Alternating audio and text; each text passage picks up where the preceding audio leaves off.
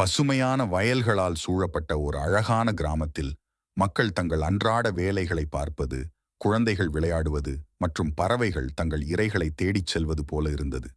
ஒரு பெரிய மரத்தடியில் அமர்ந்திருக்கும் பெரியவர் வருண் உள்ளடக்க புன்னகையுடன் கிராமத்தை பார்த்து கொண்டிருந்தார். இயற்கையின் அருட்கொடை பெற்ற கிராமத்தில் நிலத்தையும் அதன் மக்களையும் தாங்கும் உயிர் நாடியாக மழை இருந்தது.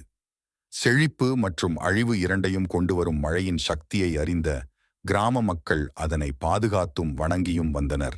பெரியவர் வருண் ஒரு கூடை விளைபொருட்களை முடியாமல் எடுத்துச் சென்று கொண்டிருந்தார். இதனை பார்த்த அனிகா, நான் உங்களுக்கு உதவுகிறேன் என்று பெரியவரிடமிருந்து கூடையை வாங்கினாள்.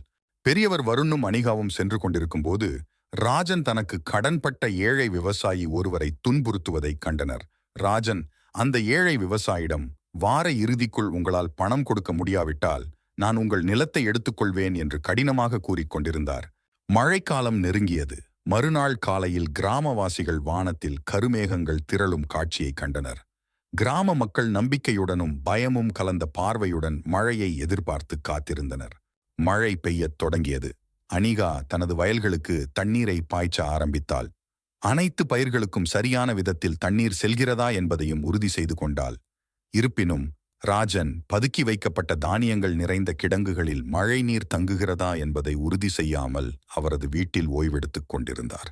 தன் கிடங்குக்கு சென்ற ராஜன் தானியங்கள் தண்ணீரால் கெட்டுப்போனதைக் கண்டு, இல்லை, என்னுடைய தானியங்களே, என் செல்வமே என்று கதறி அழுந்தார். பல நாட்களாக பெய்து வரும் மழை சாரல் மழையாக மாறியது. மழை நின்ற பிறகு கிராம மக்கள் அனைவரும் ஒரு மரத்தடியின் கீழ் கூடினர். அங்கு வந்த பெரியவர் வருண், கெடுப்பதுவும் கெட்டார்க்குச் சார்வாய்மற்றாங்கே எடுப்பதுவும் எல்லாம் மழை என்றார்.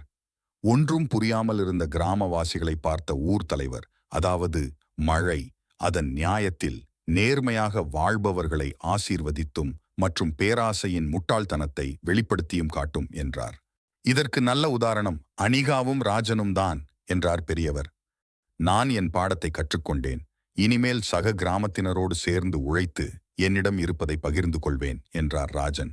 அனிகா, இதில் நாம் அனைவரும் ஒன்றாக இருக்கிறோம் ராஜன். நமது கிராமத்தை கருணை மற்றும் ஒத்துழைப்பின் இடமாக மாற்றுவோம் என்றாள். ராஜன் தாழ்மையுடன் அனிகாவுடன் சேர்ந்து தனது அறுவடையை கிராம மக்களுடன் பகிர்ந்து கொண்டாள்.